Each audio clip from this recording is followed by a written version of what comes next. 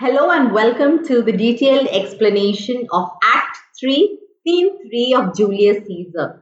So this is a very short scene that takes place on the streets. In this scene, Cinna the poet is confronted by an angry mob, and this mob, they were riled up by Mark Antony through his speech. So they questioned Cinna about his name, where he is going, where he lives, but they did not believe him to be Cinna the poet, but thought that he is the conspirator and tear him to pieces. And after that, the angry mob set off to burn the conspirators' homes.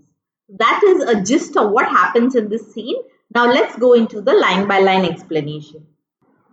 So Cinna the poet says, I dreamt tonight that I did feast with Caesar. So I dreamt last night that I had a feast with Caesar and things unlucky charge my fantasy. So something unlucky or something bad overwhelmed my imagination. I have no will to wander forth off doors. I don't want to go outside. But there is something that forces me to go out. So the first commoner or the plebeian says, what is your name?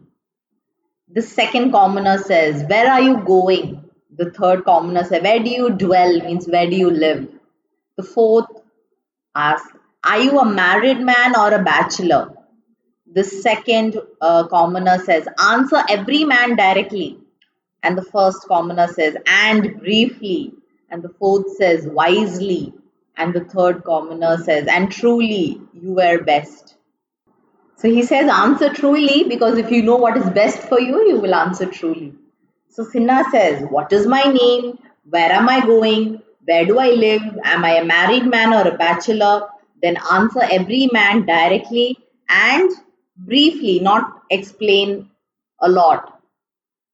Wisely and truly. So he says, wisely, I am a bachelor. So the second commoner says, that as much as to say they are fools to marry. So are you trying to imply that married men are fools because you are saying that wisely I am a bachelor? You bear me a bang for that, I fear. Proceed directly.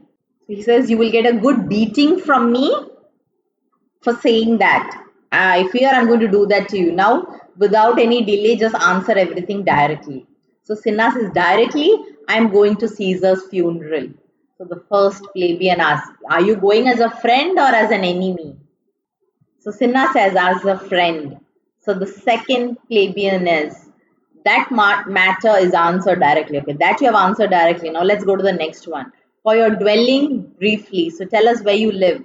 So Cinna says, briefly, if I have to say, I dwell by the capital. So the third plebeian says, your name, sir, truly. So tell us truly your name. So Cinna says, truly, my name is Cinna. So the first plebeian gets really angry. Tear him to pieces. He's a conspirator. So Cinna says, I'm Cinna the poet. I'm Cinna the poet and not the conspirator. So the fourth plebeian says, tear him for his bad verses.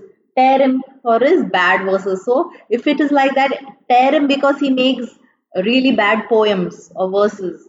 So Cinna says, I'm not Cinna the conspirator. So the fourth plebeian says, it does not matter. Your name is Cinna. So he says, pull out his name from his heart and then let him go. So the third plebeian says, tear him, come. Brands, oh, firebrands. So the third plebeian says, come with fire, let's go and burn Brutus's, Cassius' home. And some go to Decius Brutus's house, some go to Casca's, and some go to Caius Ligarius' house. Away, all of you go, and all the plebeians exit, carrying off Cinna's dead body. So they have killed Cinna because he has the same name as the conspirator, and they are really angry with the conspirator for the assassination of Caesar. So here the crowd, they are not thinking about the consequences of their action and just the fury is acting. So this was the end of Act 3, Scene 3. All the very best, study well, and I'll meet you in the next video of Act 3, Scene 4. Thank you so much.